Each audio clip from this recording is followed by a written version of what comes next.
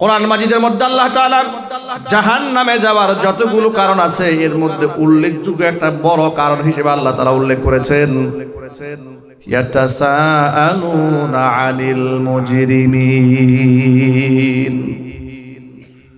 অপরাধীদেরকে জিজ্ঞেস করা হবে তাদের অপরাধের ব্যাপারে। মা সালাকাকুম ফি সাকার, কেন তোমরা জাহান্নামে এলে, কোন অপরাধে? তারা বলবে ক্বালু লাম নাকু মিনাল মুসাল্লিন ওয়া লাম নাকু নুতঈমুল মিসকিন ওয়া কুন্না নাখুদু মা'আল খাইদিন। জাহান্নামে যাওয়ার যতগুলো কারণ তারা উল্লেখ করবে, এক নাম্বার বলবে লাম নাকু মিনাল মুসাল্লিন, দুনিয়াতে আমরা নামাজি ছিলাম না, এই জন্য আজকে আমরা জাহান্নামী হয়েছি। সূরা মুদ্দাসসিরের এই আয়াত প্রমাণ করে বেনামাজিরা জান্নাতি না জাহান্নামী। আরো জোরে বলেন। সূরা মাউনের মধ্যে আল্লাহ পাক বলেছেন শুধুমাত্র বেনামাজিরাই জাহান্নামী না, অসংখ্য নামাজিরাও জাহান্নামে যাবে। তারা কোন নামাজে শোনেন? আল্লাহ বলছেন ফাওয়াইলুল লিল মুসাল্লিন আল্লাযীনা হুম আন সালাতিহিম সাহুন আল্লাযীনা হুম ইউরাউন। ওই সমস্ত নামাজীদের জন্য জাহান্নাম, যেই সমস্ত নামাজিরা নামাজ সম্পর্কে গাফেল এবং উদাসীন। নামাজ যদিও পড়ে, আমি আল্লাহর জন্য পড়ে না, মানুষকে দেখাবার জন্য নামাজ পড়ে, মানুষকে দেখাবার জন্য নামাজ পড়ে, এমন মুসল্লি এই সমাজে আছে না নাই? সারা সপ্তাহ নামাজ পড়ে না, জুমার দিনে ঘর থেকে বের হতে চায় না, ঘরের বউ ধাক্কায় পাঠাইছে। কি ব্যাপার, তুমি কি কাফের টাফের হইলা নাকি? কোন লোক তো বাহিরে নাই, সব চলে গেছে মসজিদে, তুমি বসে আছো এই জায়গায়। ঈদের নামাজেও যাইতে চায় না, ঘরের মধ্যে বসে আছে, বউ বেচারি ধাক্কায় পাঠাইছে। কি ব্যাপার? এলাকার ফাসেক ফুজ্জার একটাও বাকি নাই, সব চলে গেছে ঈদগাহ ময়দানে। তুমি কি ফেরাউনের বংশধর নাকি? কি ব্যাপার, তুমি নামাজ যাও না? বউয়ের ধাক্কা ঢোকা খাইয়া বেচারা গেছে একটু ঈদগাহে নামাজ পড়তে। ঈদগাহে ঈদের নামাজ পড়তে গিয়ে জানাজা পড়ে ফেলছে। আছে না নাই? জানাজা পড়তে গিয়ে ঈদের নামাজ পড়ে, ঈদের নামাজ পড়তে গিয়ে জানাজার নামাজ পড়ে। বেচারা খুব বেকায়দা অবস্থা, ইচ্ছা করে নামাজ পড়ে না, আল্লাহর সন্তুষ্টি কল্পে নামাজ পড়ে না, এমনকি নামাজ যে পড়তে হবে এটাকে গুরুত্ব দেয় না। বড় বড় কথা বলবে মাইকের সামনে এসে, হ্যান করেঙ্গে ত্যান করেঙ্গে, লাঠি কে আন্দার মুগুর ভরেঙ্গে। আছে না নাই? হেডামের কোনো শেষ নাই। ফতোয়া শুনলে মনে হবে তার চাইতে বড় মুফতি আর নাই। বক্তব্য শুনলে মনে হবে তার থেকে ভালো মানুষ সমাজ আর একটাও নাই। খোঁজখবর নিয়ে দেখবেন বছরে এক ওয়াক্ত নামাজ পড়ে না। হুজুর নামাজ না পড়লে কি হবে? আমার ঈমান কিন্তু খুব মজবুত। কি এই ভণ্ডামি দেশে আছে না নাই?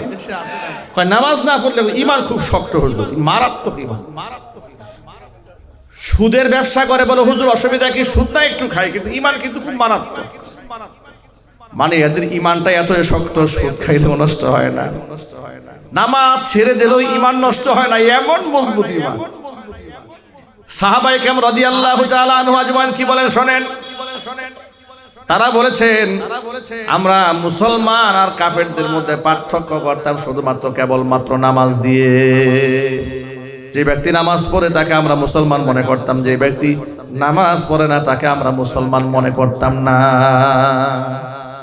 সাহাবায়ে কেরামের সেই উক্তি যদি বর্তমান দেশের মধ্যে অ্যাপ্লাই করা হয়, সমাজের দিকে একটু তাকায় দেখবেন বহুত মসজিদের সভাপতি সেক্রেটারি আছে নামাজ পড়ে না।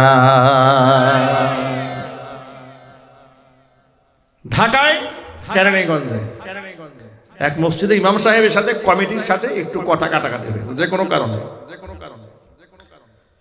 কি নিয়ে কথা কাটাকাটি হয়েছে তার একটা সূত্র আছে। সূত্র হলো ইমাম সাহেবকে বেতন দেয়। কি ইমাম সাহেবের সাথে বেতন না দিলে মন কালাকালি হবে না? দিচ্ছে না, মন কালাকালি হয়েছে। ইমাম সাহেব বলছে আচ্ছা কি ব্যাপারটা কি, আপনারা আমাকে বেতন দেন না কেন? কমিটির সভাপতি সাহেব বলে, আচ্ছা হুজুর একটু ধৈর্য ধরেন না, খালি টাকা টাকা করেন, দিনের খেদমত একটু করেন। আপনাকে টাকা কোত্থেকে দেবো? যে দোকানে মসজিদ ফান্ডের টাকাগুলো লাগাইছে ওরা টাকা ঠিক মতো দেয় নাই। হুজুর শুনে অবাক হয়ে গেছে, মানে বুঝলাম না, মানে কি? মানে হচ্ছে মসজিদ ফান্ডের বেশ কিছু টাকা আছে, দোকানদার থেকে সুদে দিচ্ছি, ওই সুদ থেকে যে প্রফিটটা আছে ওই প্রফিট থেকে আপনার বেতন ধার্য করছে।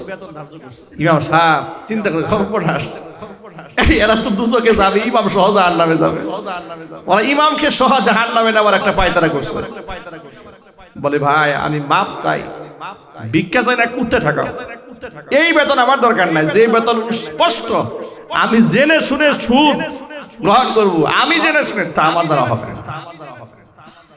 গাজীপুরে এমন মসজিদের সন্ধান আমি জানি যে মসজিদে ফান্ডে অনেক টাকা আছে, ইমাম সাহেবকে বেতন ঠিক করে দেয়, সেই টাকাগুলো নিয়ে কমিটির সদস্য লোকেরা ব্যবসা করে খায়। আবার আমি এমনও সদস্য দেখেছি ঢাকা শহরে যে মসজিদ ফান্ডে টাকা না থাকার কারণে সভাপতি নিজের পকেটের টাকা মসজিদে দান করে দিয়েছে, মোটা অঙ্কের টাকা, যা আপনারা আগামী 2-1 বছর পরে মসজিদের টাকা যদি উঠে তাহলে আমার ঋণ শোধ করে দেন। সুবহানাল্লাহ, লক্ষ লক্ষ টাকা দিয়ে দিয়েছে। হরেক রকমের বান্দা আল্লাহ পাক এই দুনিয়াতে রেখে দিয়েছেন। আমি আপনাদেরকে যা বুঝাতে চাই সেটা হলো এই, নামাজ ইসলামের জন্য, মুসলমানের জন্য এতটা অপরিহার্য একটা অধ্যায়ের নাম, যার মধ্যে নামাজ থাকে না তাকে মুসলমান বলার কোনো সুযোগই থাকে না। আল্লাহর হাবিব বলেছেন, লা দীনা লিমান লা সালাতা লাহু, যার নামাজ নাই তার ধর্ম নাই। নবী করিম সাল্লাল্লাহু আলাইহি সাল্লাম আর একটু কঠোর করে বলেছেন, মান তারাকা সালাতাম মুতাআম্মিদান ফাকাদ কাফারা, ইচ্ছাকৃতভাবে যদি কেউ নামাজ ছেড়ে দেয় সে যেন কাফের হয়ে যায়। নামাজের ব্যাপারে আমরা এত বেশি উদাসীন, এত বেশি গাফেল, নিজেরাও নামাজ পড়ি না, স্ত্রীদেরকেও নামাজের কথা বলি না, সন্তানদেরকেও নামাজের কথা বলি না, যার কারণে ঘরের মধ্যে সব আছে শুধুমাত্র সুখ নাই। আগে আমার ছোটবেলা আমি দেখেছি গ্রামগঞ্জের লোকেরা খেয়ে না খেয়ে খুব কষ্ট করে জীবিকা নির্বাহ করত, কিন্তু সংসারের মধ্যে একটা সুখ থাকতো, একটা মহব্বত থাকতো, একে অপরের প্রতি স্বামী স্ত্রীর মধ্যে একটা শ্রদ্ধা থাকতো। স্বামী যদি কোনো কাজে স্ত্রীকে শাসন করেছে, ধমক দিয়েছে, স্ত্রী পাল্টা কোনো কথা বলে চুপচাপ থেকেছে। ঠিক না ভাই? ইদানিং অবস্থা এমন হয়েছে, স্বামী যদি বউরে একটা ধমক দেয়, বউ যে কতগুলা দেবে আপনি ক্যালকুলেটর আপনি খুঁজ করে পাবেন, ঠিক কিনা বলেন? এই জন্য অনেক স্বামীরা অটো সাইলেন্ট হয়ে গেছে। এই জাতির সাথে পেছলা বেঁধে কোনো লাভ নাই, এ বড় ভয়ঙ্কর। মাইকের আওয়াজ বাহিরে যাচ্ছে, মা বোনেরাও শুনতে পাচ্ছেন কি? শুনে না আমাদের কথা? মায়েরা বোনেরা, আপনাদের জন্য জান্নাতে যাওয়া আল্লাহ রাব্বুল আলামিন একেবারে সহজ করে দিয়েছেন, নবীজি সহজ করে দিয়েছেন। আল্লাহর হাবিব বলেছেন, আল মারআতু ইযা সাল্লাত খামসাহা, মহিলা যদি 5 ওয়াক্ত নামাজ ঠিকঠাক মতো আদায় করে, ওয়া সামাত শাহরাহা, রমজান মাসে রোজাটা সঠিকভাবে আদায় করে, ও আতাআত বালাহা, সে স্বামীর আনুগত্য করে, ও আহসানাত ফারজাহা, সতীত্বের হিফাজত করে, 4টি কাজ যদি কোনো মহিলা করে কিয়ামতের দিন জান্নাতের 8টি দরজার যেই দরজা দিয়ে খুশি ওই দরজা দিয়ে এই নারী আল্লাহর জান্নাতে চলে যাবে। তাকে অবশ্যই নামাজি হতে হবে। শিশুকালেও দেখেছি ফজরের নামাজের পরে প্রতিটা মুসলমানের ঘরে ঘরে কোরআন তেলাওয়াতের আমল ছিল। মহিলা ঝুলে ঝুলে ঝুলে ঝুলে কোরআন শরীফ পড়তো, বাহির থেকে গুনগুন আওয়াজে শোনা যেত। বর্তমানে সেই গুনগুনানি কোরআন তেলাওয়াত আর নাই। একদিন আমাকে এক মুসল্লি ঘর থেকে কোরআন শরীফের গিলাফ দিয়া পেঁচানো একটা কোরআন শরীফ নিয়ে আসছে আমার কাছে। বলে, হুজুর এই কোরআন শরীফটা আমার মা মসজিদে দান করে দিয়েছে। মসজিদে দান করেছে ভালো কথা, কিন্তু গিলাফ দ্বারা পেঁচানো মনে হচ্ছে ঘরের কোরআন শরীফ। তা ঘরের কোরআন শরীফ তোমরা দান করলে কেন? বা মা বলেছে ঘরে পড়ার কেউ নাই, তো অনেকদিন ধরে ঘরে পড়ে আছে, কেউ পড়ে না। মা বললো ঠিক আছে, কেউ যেহেতু পড়ে না মসজিদে দান করে দাও। কথা বুঝতে পেরেছেন? ঘরে দীর্ঘদিন ধরে কোরআন শরীফ পড়ে আছে, কেউ পড়ে না, এই জন্য মা বলেছে ঠিক আছে মসজিদে গিয়ে দান করো, যেন মসজিদে কোরআন শরীফ পড়ে নাকি। এটা আজই বাস্তবতা, মনে রাখবেন মায়েরা। আবার আপনাদেরকে বলি, আপনি সুখী সমৃদ্ধি জীবন পাবেন, ইজ্জতের জিন্দেগি পাবেন। আজকে ডিভোর্সের সংখ্যা বেড়েছে, তালাকের সংখ্যা বেড়েছে, স্বামী স্ত্রীর মধ্যে দূরত্ব তৈরি হয়েছে, পরকীয়া সৃষ্টি হয়েছে। কেন তৈরি করা হলো? কেন এগুলো সৃষ্টি হয়েছে? আগে মানুষ না খেয়ে থেকেছে, সংসার ভাঙে নাই। এখন এত খাওয়া, এত পড়া, এত বিলাসিতার পরেও কেন সংসার ভেঙে যাচ্ছে? ঠিক কিনা বলেন? এর পিছনে বড় একটা কারণ, সুখের জন্য মানুষ দুনিয়ার পিছনে এমন ভাবে দৌড়াচ্ছে, সুখের সন্ধান পায় নাই। কারণ সুখ দেওয়ার মালিক গাড়ি বাড়ি এগুলা সুখ দেওয়ার মালিক নয়, সুখের উপকরণ। সুখ দেওয়ার মালিক আল্লাহ রব্বুল আলামিন। রবের সাথে সম্পর্ক ছিন্ন হয়ে গেছে। আমার মায়েরা, মাইকে আওয়াজ বাহিরে যাচ্ছে, আমার কথা আপনারা শুনতে পাচ্ছেন। আমি আপনার সন্তান তুল্য হয়ে বলছি, মা সম্বোধন করে বলছি, ঘরের ভেতরে প্রত্যেক দিন ফরজ ফজর নামাজের পরে কোরআন কারীমের তেলাওয়াতের আমল আবার আপনি জারি করে দেন। সূরা ইয়াসিন আপনি তেলাওয়াত করেন, রাতের বেলায় শোয়ার আগে সূরা মুলকের তেলাওয়াত করেন।